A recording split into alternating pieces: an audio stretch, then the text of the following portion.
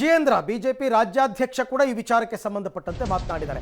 ನಾವೇನು ಯಾರ ಪರವಾಗೂ ಇಲ್ಲ, ಸಮರ್ಥನೆನೂ ಮಾಡ್ಕೊಳ್ಳಲ್ಲ. ಅಲ್ಲ ರೀ, ಇಂಥ ವಿಚಾರದಲ್ಲಿ ಯಾವನ್ ಸಮರ್ಥನೆ ಮಾಡ್ಕೊತಾನೆ? ಪಕ್ಷನೇ ಸಮರ್ಥನೆ ಮಾಡ್ಕೊಂಡಿಲ್ಲ. ಬಿಜೆಪಿ ರಾಜ್ಯಾಧ್ಯಕ್ಷ ಹೇಳಿರ್ತಕ್ಕಂಥದ್ದು, ಸರ್ಕಾರ ಈಗಾಗಲೇ SIT ರಚನೆ ಮಾಡಿದೆ, ಅದನ್ನು ನಾವು ಸ್ವಾಗತಿಸ್ತೀವಿ, ತನಿಖೆ ಮಾಡಲಿ, ತಪ್ಪು ಮಾಡಿದ್ದಾರೆ ಅಂತ ಪ್ರೂವ್ ಆದರೆ ಕ್ರಮ ತಗೊಳ್ಳಿ ಅಂತ ವಿಜಯೇಂದ್ರ ಅವರ ಹೇಳಿಕೆ. ಪ್ರಜ್ವಲ್ ರೇವಣ್ಣ ಪ್ರಕರಣದ ಬಗ್ಗೆ ಈಗಾಗಲೇ ಹಲವಾರು ಬಾರಿ ಮಾತನಾಡಿದ್ದೇನೆ, ಪದೇ ಪದೇ ಮಾತನಾಡೋದಕ್ಕೆ ಹೋಗೋದಿಲ್ಲ. ಇಂಥ ದೌರ್ಜನ್ಯವನ್ನ ಯಾರು ಕೂಡ ಅದ್ರ ಪರವಾಗಿ ಮಾತಾಡ್ತಕ್ಕಂಥ ಪ್ರಶ್ನೆ ಇಲ್ಲ. ಈಗಾಗಲೇ ನಮ್ಮ ರಾಷ್ಟ್ರೀಯ ನಾಯಕರು ಅಮಿತ್ ಶಾ ಅವರು ಕೂಡ ಇದ್ರ ಬಗ್ಗೆ ಹೇಳಿಕೆಯನ್ನ ಕೊಟ್ಟಿದ್ದಾರೆ. ನಾನು ಕೂಡ ಹೇಳಿಕೆಯನ್ನ ಕೊಟ್ಟಿದ್ದೇನೆ.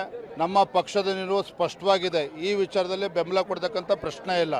ಇವತ್ತು ರಾಜ್ಯ ಸರ್ಕಾರ ಇವತ್ತು ಈಗಾಗಲೇ SITನ ಘಟನೆ ಮಾಡಾಗಿದೆ. ಇವತ್ತು ಕಾನೂನು ರೀತಿ ಕ್ರಮವನ್ನು ಕೈಗೊಳ್ತಾರೆ. ಕಠಿಣವಾದ ಕ್ರಮವನ್ನು ಕೈಗೊಳ್ಳಬೇಕು ಅಂತ ನಾವು ಕೂಡ ಒತ್ತಾಯ ಮಾಡ್ತೇವೆ. ನೋಡ್ರಿ, ಪ್ರಜ್ವಲ್ ಇನ್ನು ಮೈತ್ರಿ ನಾಯಕರ ವಿರುದ್ಧ ಕಾಂಗ್ರೆಸ್ನವರು ಹರಿಹಾಯ್ತಾ ಇದ್ದಾರೆ. ಈಗ ಯಾಕೆ ತುಟಿ ಬಿಚ್ಚುತ್ತಾ ಇಲ್ಲ? ಮೈತ್ರಿ ಪಕ್ಷದ ಅಭ್ಯರ್ಥಿಯೊಬ್ಬರು ಈ ರೀತಿಯ ಘಟನಾವಳಿಗಳಲ್ಲಿ ಸಿಲುಕಿಕೊಂಡಾಗ ನಿಮ್ಮ ಒಂದು ಪ್ರತಿಕ್ರಿಯೆ ಏನು? ಇದು ಬಿಜೆಪಿ JDSಗೆ ಕಾಂಗ್ರೆಸ್ ನಾಯಕರು ಕೇಳ್ತಾ ಇರ್ತಕ್ಕಂಥ ಪ್ರಶ್ನೆ. ಪ್ರಜ್ವಲ್ ವಿಚಾರ ಯಾರು ಕೂಡ ಬಿಜೆಪಿ ನಾಯಕರು ಬಾಯ್ ಬಿಡ್ತಾ ಇಲ್ಲ ಅಂತ ಈಗಾಗಲೇ ಕೆಲವರು ಮಾತನಾಡಿದ್ದಾರೆ, ತಮ್ಮ ಹೇಳಿಕೆಗಳನ್ನ ಕೊಟ್ಟಿದ್ದಾರೆ. ಅದವರ ಪಕ್ಷದ ನಿರ್ಧಾರ ಅವ್ರು ತೆಗೆದುಕೊಳ್ತಾರೆ ಅಂತ ಕೂಡ ಪ್ರತಿಕ್ರಿಯಿಸಿದ್ದಾರೆ.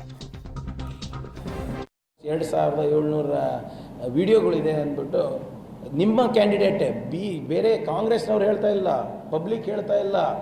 ಯಾರು ನಿಮ್ಮ BJPಯ Hole Narasipura candidate, official candidate mister Devarajegowda Amit ಶಾಗೆ ಪತ್ರ ಬರೆದಿದ್ದಾರೆ. ಇವ್ರಿಗೆ ಟಿಕೆಟ್ ಕೊಡಬೇಡಿ, ಎಲ್ಲ ಮಾಹಿತಿ ಕೊಟ್ಟರು ಕೂಡ ನೀವು ಇಂಥವ್ರಿಗೆ ಟಿಕೆಟ್ ಕೊಟ್ಟಿದ್ದೀರಲ್ಲ.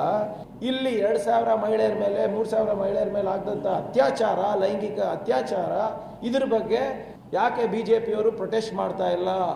ಇವರು ಹಿಂದೂ ಹೆಣ್ಮಕ್ಳಲ್ವಾ? ಇವ್ರ ಕುತ್ತಿಗೆ ಮೇಲೆ ತಾಳಿ ಇರಲಿಲ್ವಾ? ಮಂಗಳಸೂತ್ರ ಇರಲಿಲ್ವಾ? ಎಲ್ಲಿದ್ದಾರೆ ನಿಮ್ಮ ವಿಜೇಂದ್ರ ಅವರು? ಎಲ್ಲಿದ್ದಾರೆ ನಿಮ್ಮ ಅಶೋಕ್ ಅವರು? ನಿಮ್ಮ ಅಮಿತ್ ಶಾ ಅವರು, ನಡ್ಡಾ ಅವರು ಎಲ್ಲಿದ್ದಾರ್ರಿ?